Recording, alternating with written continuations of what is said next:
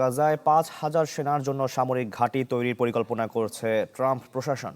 British গণমাধ্যম the গার্ডিয়ানের হাতে আসা এক ঠিকাদারি নথির তথ্য পর্যালোচনা করে এমন খবর প্রকাশ করেছে সংবাদ মাধ্যমটি। উপত্যকার প্রায় ৩৫০ একর জমিতে গড়ে তোলা হবে এই ঘাঁটি, যা কাজ করবে আন্তর্জাতিক স্থিতিশীলতা বাহিনীর অপারেশনাল হাব হিসেবে। ঢালাইয়ে দৃঢ়তা, নির্মাণে নিশ্চয়তা। প্রিমিয়ার সিমেন্ট, ঢালাইয়ের রাজা। United States, Donald J. Trump. Washington ডিসিতে বোর্ড অফ পিসের প্রথম বৈঠক শেষ না হতেই এবার ফাঁস হয়েছে ট্রাম্পের গাজা পরিকল্পনার গোপন নথি।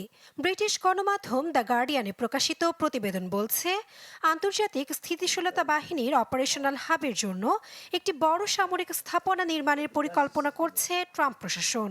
সে লক্ষ্যে উপত্যকার প্রায় ৩৫০ একর জমিতে গড়ে তোলা হবে সামরিক ঘাঁটি। ঠিকাদারি নথির তথ্য বলছে, তীক্ষ্ণ নজরদারি ও কাঁটাতারের বেড়ায় ঘেরা থাকবে পুরো ঘাঁটি, যেখানে থাকবে ২৬টি ওয়াচ টাওয়ার, ছোট অস্ত্র রেঞ্জ, বাংকার ও সামরিক সরঞ্জাম রাখার গুদাম। প্রয়োজনে এই ঘাঁটিতে আশ্রয় নিতে পারবে আইএসএফ সেনারা। তবে এই ঘাঁটির জন্য দক্ষিণ গাজার যে শুষ্ক সমতল এলাকা নির্ধারণ করা হয়েছে তা এখন পুরোটাই ইসরায়েলি বোমা হামলায় ক্ষতবিক্ষত। পরিকল্পনার সাথে ঘনিষ্ঠ এক সূত্র গার্ডিয়ানকে জানায়, যুদ্ধক্ষেত্রে কাজের অভিজ্ঞতা আছে এমন কয়েকটি আন্তর্জাতিক নির্মাণ কোম্পানি এরই মধ্যে এলাকাটি পরিদর্শনে গেছে।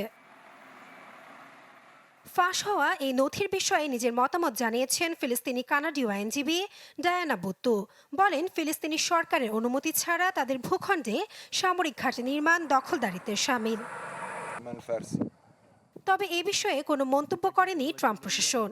এর আগে মার্কিন সেনারা গাজায় থাকবে না বলে জানিয়েছিলেন মার্কিন প্রেসিডেন্ট। নাসরিন আক্তার, চ্যানেল 24।